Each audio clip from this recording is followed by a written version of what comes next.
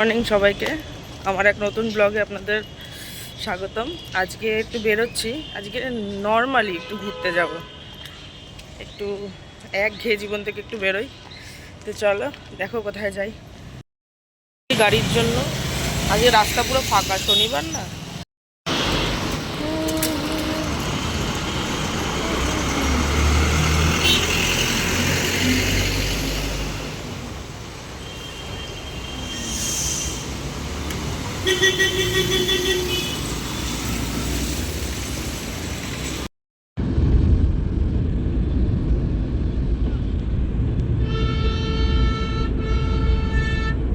চলে এসেছি আমি সল্ট লেক।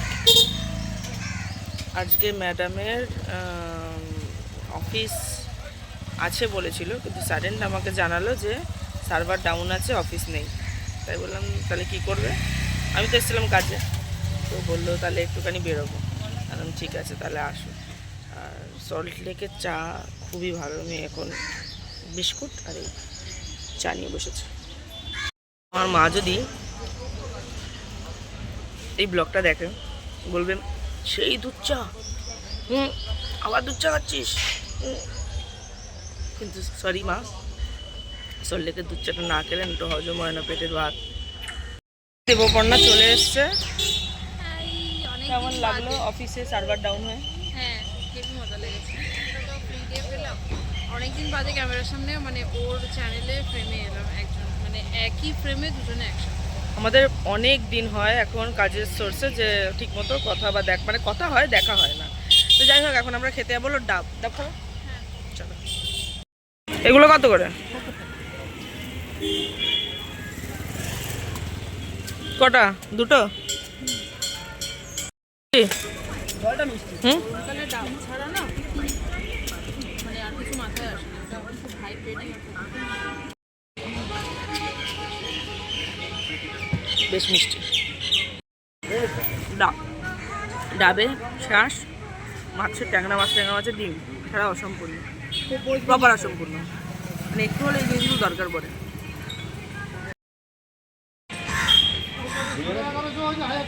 আমরা যাচ্ছি এখন মিষ্টি নিতে। ঠিক আছে, আমি আগে মিষ্টি খেতে ভালোবাসতাম না। এই ভদ্রমহিলার পাল্লায় পরে আমার মিষ্টি খাওয়ার স্বভাব ধরেছে। ডায়াবেটিস হলে ওয়েব দেখবে। আমাদের এই মিষ্টি কেনা কমপ্লিট।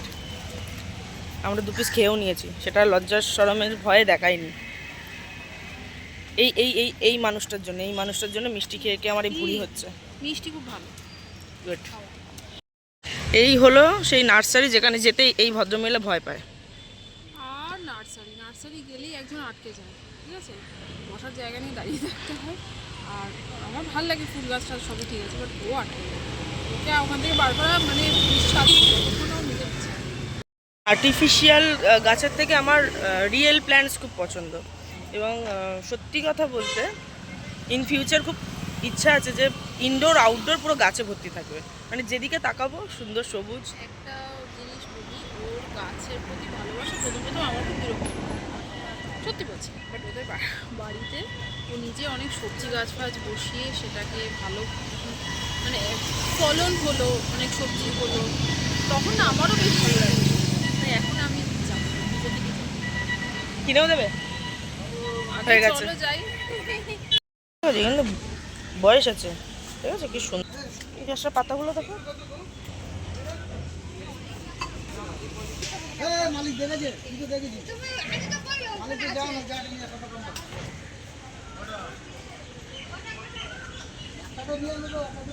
বলেছিল বুঝলো এটা নিতে।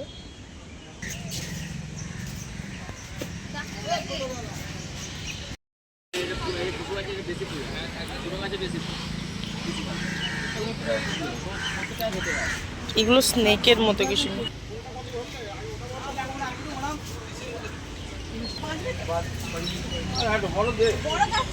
দেখো কি সুন্দর এগুলো। তো বলতে পারো।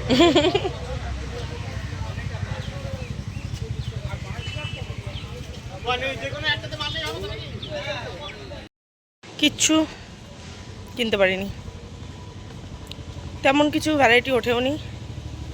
2 দিন বাদে দুদিন যাক, তারপরে কিছু গাছ নেব। কারণ আমি আগের ব্লগেই দেখেছিলাম যে আমার গাছগুলো সিজন পারপাস গাছ, তো ওর এই সিজনে কিছুটা নিলে বেটার হয়। গাছ নেওয়ার কথা শুনলে ম্যাডামের মুখ। না না, ওরকম কোনো ব্যাপার নেই। হ্যাঁ, গরমকালে আবার আলাদা সিজনের গাছ হয়, মানে আমি একটা ছোট না গরমকালে আলাদা চারা, গাছ হয়। এই যে যেটাকে গাছ বলে, ওটাকে কি বলে, কলম কলম করা যে গাছগুলো হয় না, আম গাছ ছোট ছোট, এই লাগাবো। কারণ এই গরমকালটা আমার বেসিক্যালি, শীতকাল ভাল লাগে কারণ এত কষ্ট ঘাম ফাম হয় না, কিন্তু গরমকালে একটা জিনিসের জন্য আমার খুব ভালো লাগে, সেটা হলো আম, লিচু আর তালশাঁস। তো এই দুটো জিনিস, মানে এই কটা জিনিস, মানে ওর নেশা আমি ছাড়তে পারি না। আগের দিনই একজনের কাছ থেকে আমি 11 পিস আম চুরি করে নিয়ে গেছি। তো চলো দেখা হচ্ছে, এখন একটু রাখি।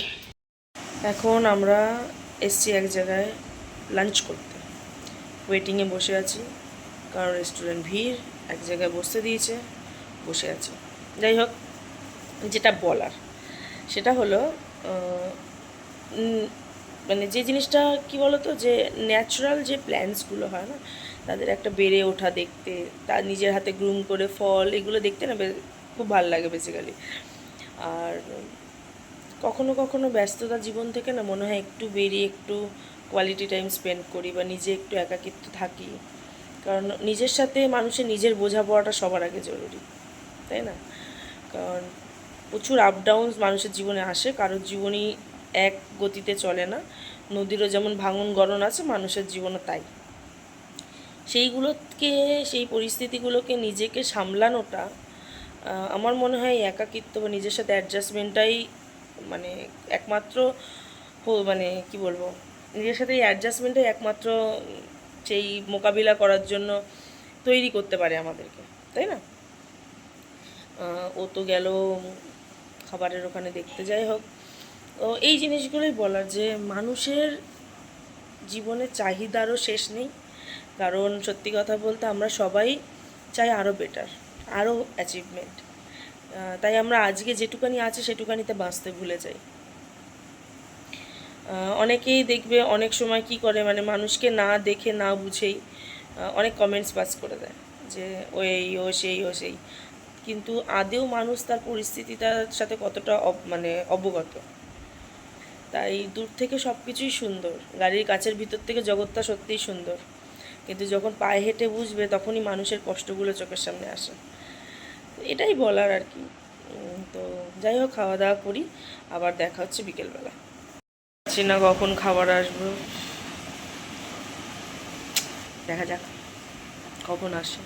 আর আজকাল আমরা বাইরে খেলেও তো সিম্পল খাবার খেতেই পছন্দ করি, মানে বাইরে তো খুব এখন কম খাওয়া হয়, আগে তো বেশি খাওয়া হতো, বাট এখন খুবই মানে বাইরে খেলেও খুব লাইটের মধ্যে, মানে হেলথটাকে ঠিক রাখার চেষ্টা করছি আমরা। কারণ আমাদের ভুঁড়িগুলো খুব সুন্দর হয়েছে, এবার গণেশ পুজো আমাদেরকে ভাড়া নেওয়া হবে। তো যাই হোক, এভাবেই দেখা যাক কখন খিদে পেয়েছে। হ্যাঁ, রাখছি পরে। আমাদের অনেকক্ষণ ধরে গল্প হয়েছে, ঠিক আছে? এত গল্প হয়েছে যে আমরা মানে লিটারালি ব্লগ করতে ভুলে গেছি। এখন 5টা বাজতে যায়, আর এখন আমি যাব বাড়ি, ও বাড়ি যাবে। তো আজকে এখান থেকে বাড়ি যাওয়ার পর আমার তো দোকান আছে, দোকানে যাব, মালটাল আজকে তুলছে। বললাম না দরকারি কাজে এসেছিলাম, ওদিক থেকে মালটালও তোলার ছিল, তোকে বললাম তাহলে চলো। যাই হোক, এরপরে রাস্তা দেখা হচ্ছে, চলো। এখন বাড়ি ফেরার পালা। পদ্মজা উপন্যাসের কটা লাইন মনে পড়ে গেল। আমার পাপের রাজত্বে তোমার আগমন ছিল ভূমিকম্পের মতো। যখন দেখি তুমি দাঁড়িয়ে আছো, আমার হৃৎপিণ্ড থমকে যায়। আমি নিষ্ঠুর, তুমি মায়াবতী। আমি ধ্বংস, তুমি সৃষ্টি। আমি পাপ, তুমি পবিত্র। এত অমিলের কেন হলো মিলন? পরপারে দেখা হলো, আমি আবার তোমার পিছু নেব। তোমাকে দেখার তৃষ্ণা আমার কখনো মিটবে না পদ্মাবতী। সারা অঙ্গ কলঙ্কে ঝলসে যা, তুই বন্ধু শুধু আমার থাক।